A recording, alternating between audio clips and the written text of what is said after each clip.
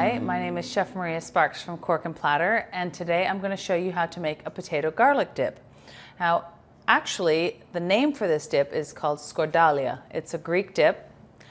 I'm Greek, and so we make this at home quite often. It's super easy, and it's made with a lot of the ingredients that you already have in your home.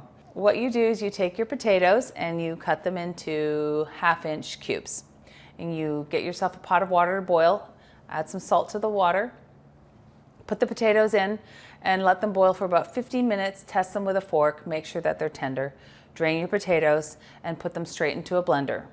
Then you add a little salt and pepper, 3 cloves of garlic. You can put the garlic straight in, it'll mash in with all the other ingredients.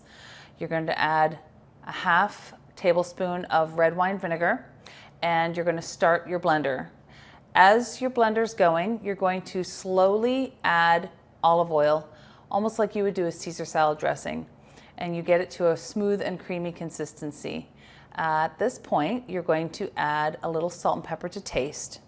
If at this point it's also too thick, don't add more olive oil. You can add either a little bit of milk or a little bit of water to smooth out the consistency. And transfer it to a bowl, and you serve up your potato garlic dip.